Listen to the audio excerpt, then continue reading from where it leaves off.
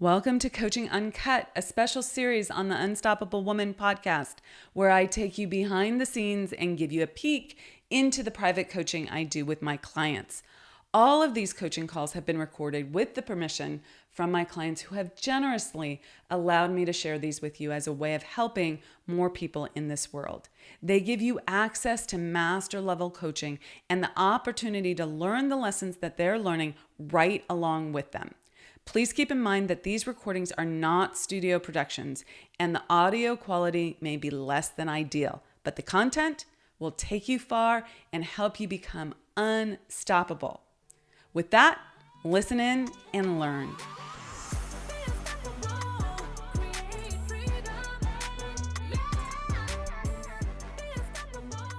In this Coaching Uncut episode, where we put together 2 calls for you, so 2 calls back to back in one episode, I am speaking with a client who has done so well this year, yet is having a slow and somewhat stressful holiday season. When I say she's done well, she went from 65K months to making 135K a month, which is tremendous. And I'm super proud of her, by the way. Now, normally at the end of the year, if you haven't reached your sales goals, I suggest you hunker down and really go for it. But there's discernment required. In her situation, I help her use this slow period to focus on what's going to help her scale in 2022. I even share one of the tools I use to create a visual map of the plan I'm building out so that it's easier to see what you are about to head into, everything that needs to get done. And I suggest you use it as well. So listen in to learn how to use this downtime to grow your business if that's what you need to be focused on right now, and to really take it to the next level and the planning strategy that goes with it. I lay it all out, so listen in and learn.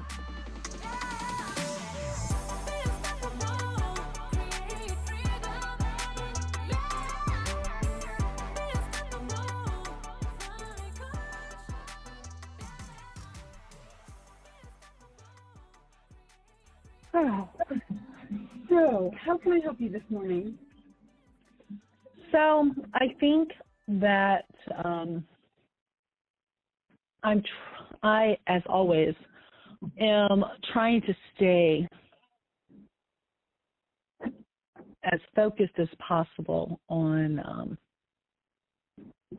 forward progression of revenue generation and et cetera. I think I'm mainly word vomiting right now, just FYI. But I think that as I was trying to prioritize my tasks this week, my prioritization is going my last little bit that I need to do on the maintenance plan. I should have that finished today so that all of that can go out tomorrow, because my guy that was supposed to be mailing out today anyway is sick. He should be in tomorrow. Also today is I will be putting the ad on LinkedIn for the associate attorney. I was going to do it this weekend, but the more I was thinking about it, I was thinking people would probably not really be focusing too much until today, coming off of a 4-day weekend most people are having. Let me ask you a couple questions, Yeah. Shannon. Yeah. You have said that historically this time of year is fairly slow, correct? Yes. Yes. And I have a suggestion, and I want you to put it through the lens of what's required in your business, because I'm not in your numbers, okay? Uh-huh. So you need to be the evaluator here, the decider. Okay. If you have your bills covered, plus some, right? Mm-hmm.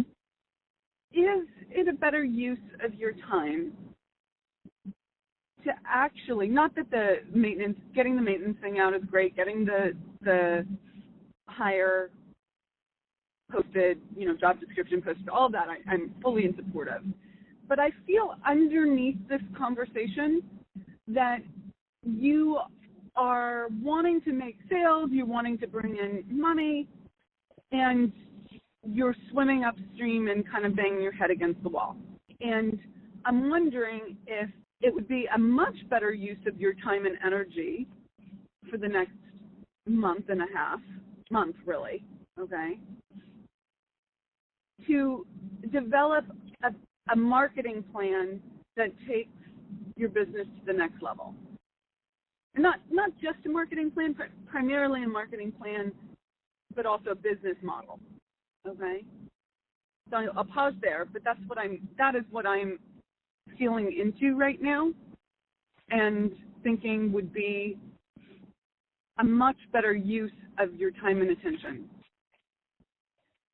And what I'll say is kind of going along those marks is actually what I'm trying to be focusing on, as you say. I am meeting with a peer of mine that is actually really good and creative on his marketing. And we're meeting tomorrow evening. And he said he would sit down and, brainstorm with me and talk about, what's been successful in his area, because he's also doing estate planning and such. So that's great. Yeah. Here, let's add to that, okay? Okay. Let's take that to the next level, if you're willing, okay? And you can say, nope, Amira, I want to focus over here, and I'm fine with that, okay? I'm just feeling underneath this anxiety because you're not able to actualize what you desire, but you're up against a rhythm in your business that needs to be mitigated for, but is not necessarily mitigated for in the way that you desire right now, okay? Yes. And so, you need to map out a longer-term business strategy that has a 10-month sales cycle, not November, not December, okay? You need to actually conceive of your business as working January through October, and November and December is gravy and is your time to do business planning, okay, and operational planning within the business. And just conceive of it differently so that you don't create this every year, because it creates disappointment and lack of momentum and frustration when you really could be using this time to take your business to the next level every single year.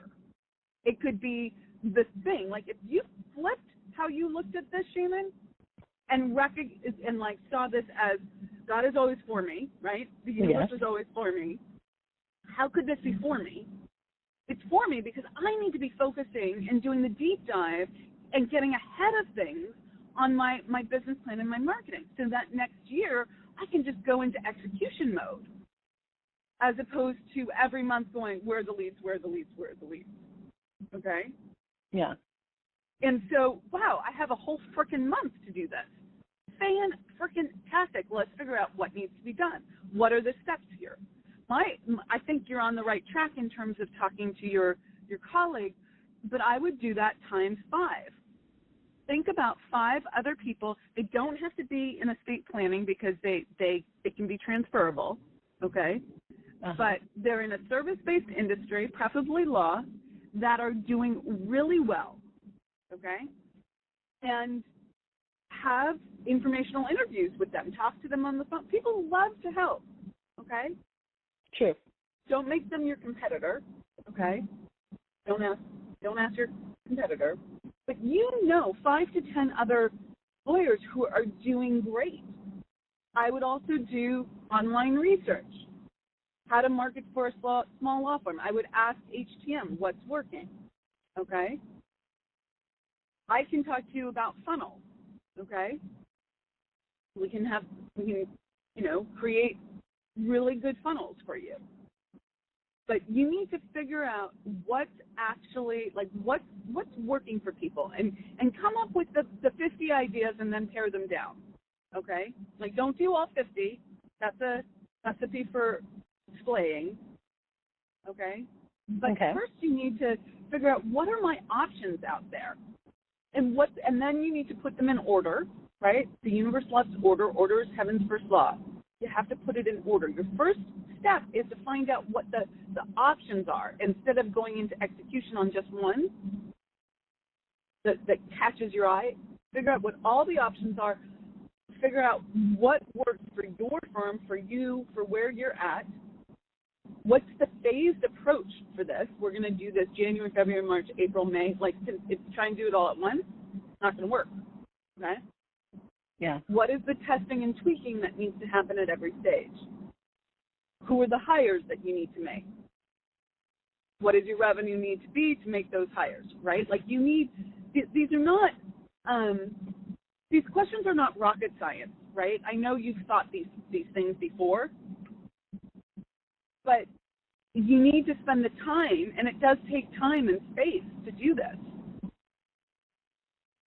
Like, to really develop a solid business plan and to map it out, like to have a visual on it so everyone knows what they're doing. And of course, you're gonna tweak it as you go, but you need something there.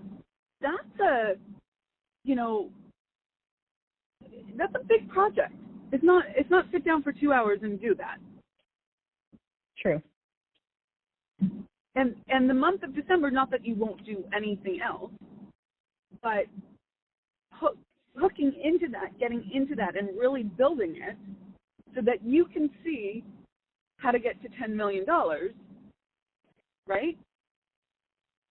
I don't know what your goal is. I just made up that number. Yeah. Okay? But, like,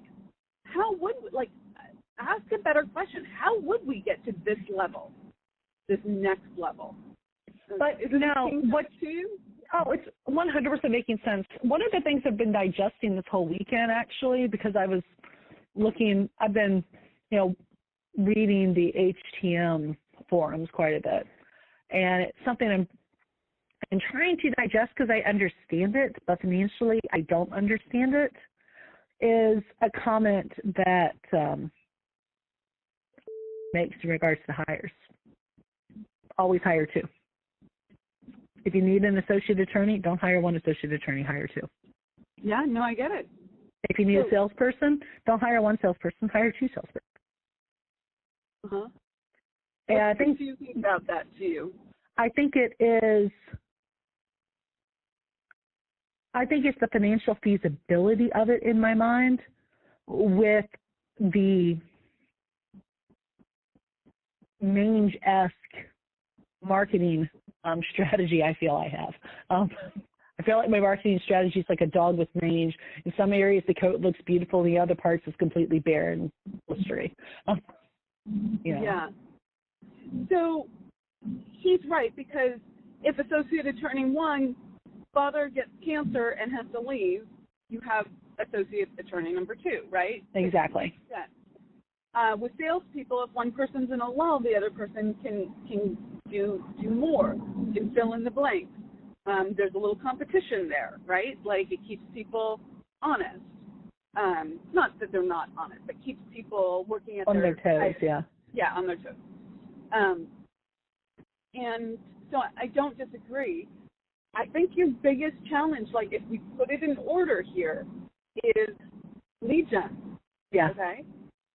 Now, previously, your biggest challenge was if my lead gen works, then I don't have the bandwidth to support those people.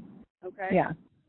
So you need to do some financial calculations and figure out how much money you need to pay for that associate attorney. Like, what is their actual salary every month? Okay? Is it $2,000? Is it $5,000? Is it $10,000? What is it? Okay? Do you know? Yes. Pardon my pause for a second here. It is right around 6. Okay, so you need to bring in $6K per associate attorney to just break even, right? Yes. And so if you had $12K on your books, would you be able to bring in the leads to support that? How much money do you need to have saved? Like, is it Do you need 2 months to build the marketing strategy? Do you need 3 months? Do you need 4 months? Right? Like these are the kinds of questions you need to ask. Yeah. Because otherwise it's chicken and egg. True. Yeah. So I would do some math on the different. You have a triage person, you have a salesperson, you have the associate attorney, right? Like you're doing sales really, but like figure out all the different like roles that you actually need and what that is going to run you. Put them in order and figure out what the marketing needs to be to support that. Okay? Yeah. And that's a 3-hour project right there. Okay? Like you need December to do this. Do you see what I'm saying? No, I'm right there with you. Yeah. Okay. Like you need to get ahead of it. It doesn't mean you need to execute on everything all at once, but you need to spend the time right now when it's slow, take advantage of it, and build it out. Okay? Exactly. Okay. Thank you. Thank you. You're welcome. And I'm going to give you one more thing and then run. Okay. Is when you think about your marketing plan and you start building it out, I use a tool called whimsical.com. It will let you build a picture of the flow, okay? Okay. First this happens, then this happens, then this happens. I want you to think about what additional follow-up could you make at each juncture. Each time someone says no, what happens? Okay? Can you send them a text that offers them a free resource? Can you follow up with a, get acquainted call, right? Like, or a field goal big call. Like, what are you going to do? You've got people in your orbit. Like, at each juncture, what's the follow-up? And can you do 3 follow-ups when you were doing just 1 before, kind of thing? Okay. Good point. Build out that full marketing plan, okay? And you said it was called Whimsical? Whimsical, WHIMSICAL, I believe. Okay. Okay. I'll look at that today then. Cool. Yeah. Okay, let me know how it goes. Okay. Be well. Bye-bye. Okay, bye.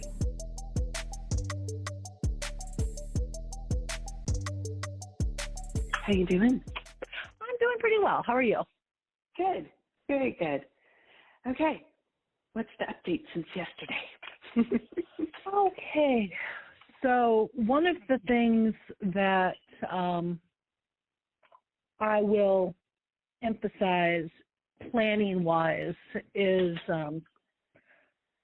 I finished updating all of my prices and benefits and what I'll call it the benefit valuation for maintenance plan. And I am starting to update menu prices. I have a meeting with another attorney that's going to be helping me out with the employee retention credit, which is something different. I don't know if I mentioned it was suggested by my accountant to get with this person because I've got, in his view, I've got opportunity there. And aside for that, it's end of the month. So in addition to for me trying to do whatever I can do as a scurry for low-hanging fruit, because my lead paralegal is not here and the young junior paralegal that's trying to assist her in her absence is not overly confident right now, which I can appreciate, for making sure people are in a Medicaid eligible status. I know I've got a lot of phone calls today that I'm doing with her so she can hear me interacting. So I'm trying to focus on proactive, but I am right now doing about half of my day. I use the word reactive, but it's stuff that ideally I shouldn't be having to deal with, but for my one paralegal being out and the backup paralegal not being overly So it's an adjustment confident. day. It's an adjustment day. There we go. Okay. Yeah. Understood. So how are you feeling about that? And I don't mean to be too airy-fairy, crunchy granola, all of that, but I want to appreciative of my my lead paralegal, definitely. The value of having a good team member, and I think that she's doing a decent job trying to develop this young lady. But what I am noticing is I don't think I'm going to have her fully immersed in being a paralegal, because she's the new person. I'm going to keep her more as a assistant to my lead paralegal than try to develop her as a standalone paralegal until she can figure out how to handle her stress and not make the environment or anyone around her even more stressed and exasperated trying to help her. Yeah, absolutely. So let's go a little meta on this, okay? Let's take a step back, because we're talking about the details, which is great. I love the update. Yeah. Okay.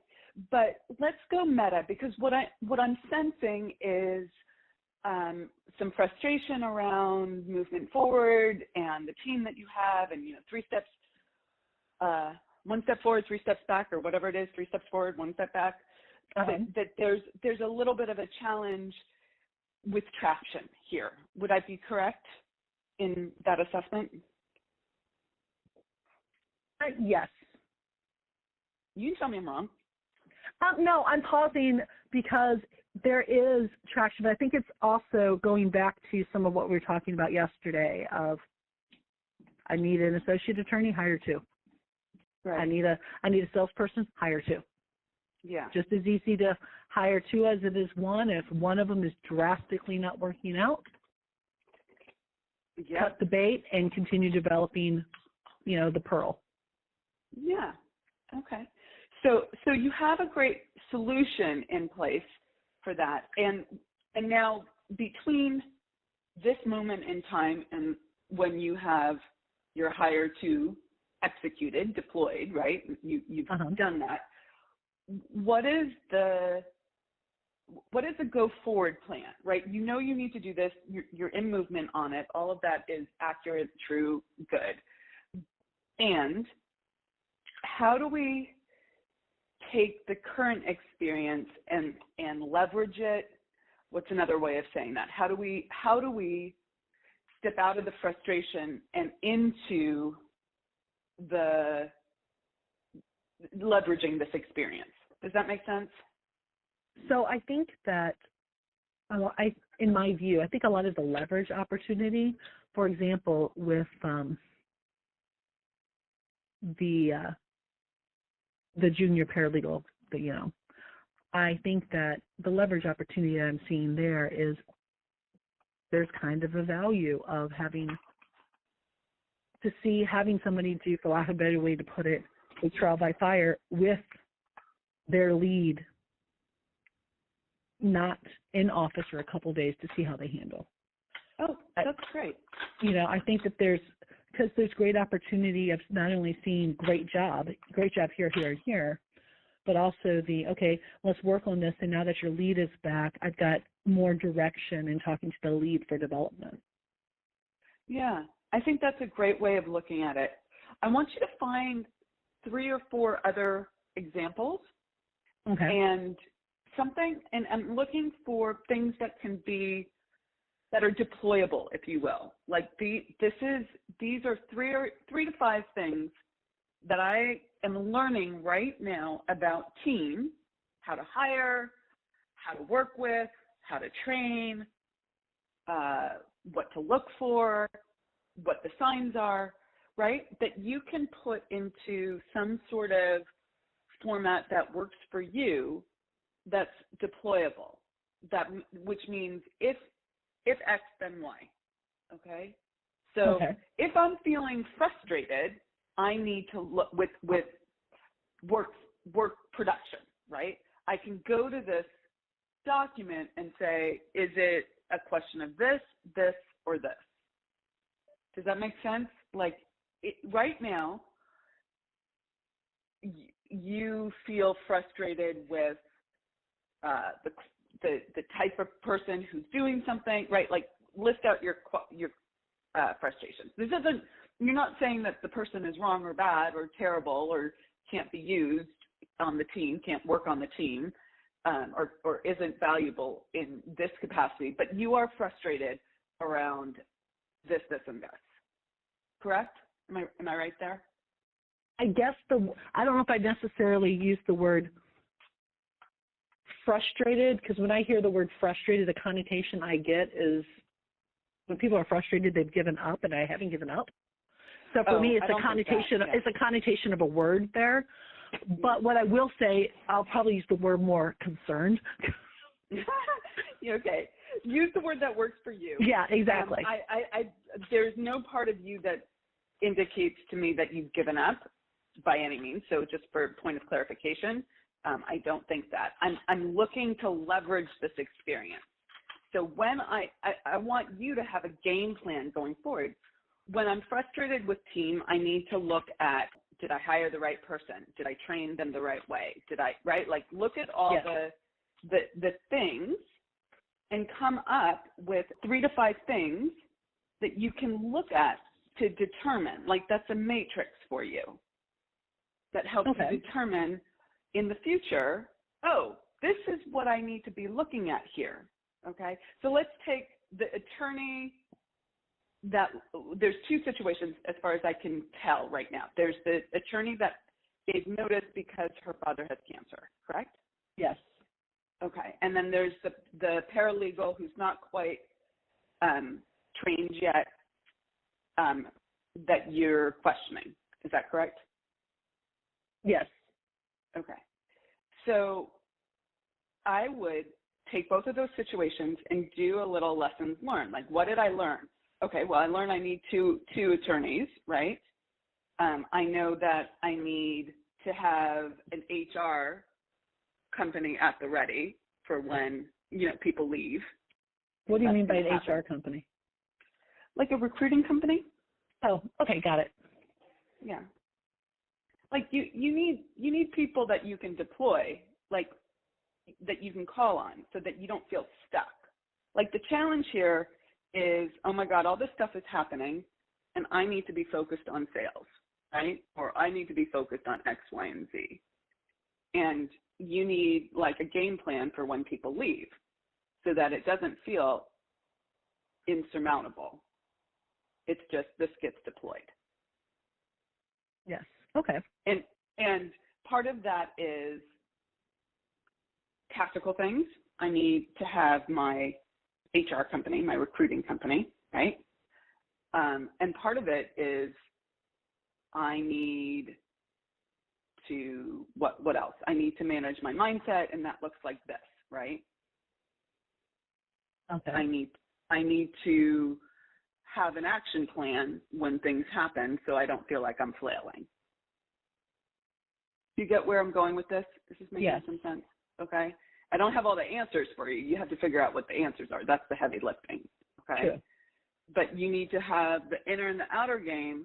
What I'm asking you to do is use this experience, take 15 minutes, write out like a deployable plan for yourself if this ever happens again. That includes the inner and the outer, okay? Okay. And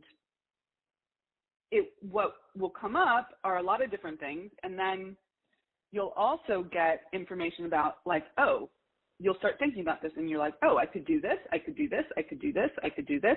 And some of those things you can do now to ease the situation. Does that make sense? Yes.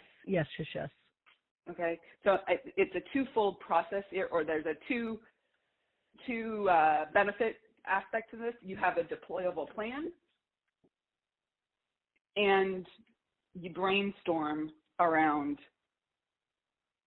what you can do now.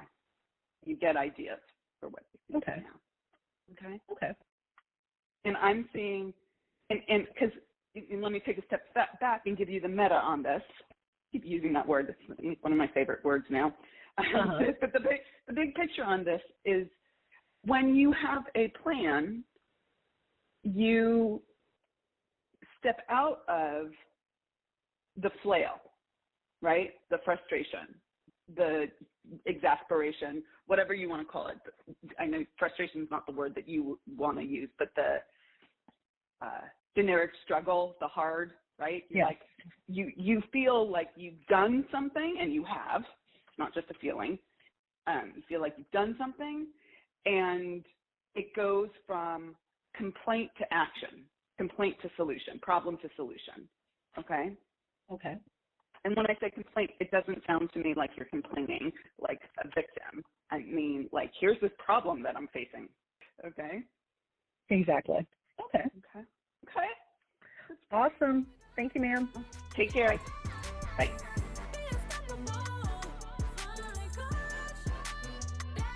Thank you so much for joining us for Coaching Uncut. If you loved what you learned today, please leave us a comment and let us know. We always love a thumbs up or a 5-star review, so thank you in advance for that. And if you want to take your life and your business to the next level and it's time to scale, please reach out to us and schedule a consult at theunstoppablewoman.com/next level. So that's theunstoppablewoman.com/next level. See you in the next episode. Rock it out and be unstoppable.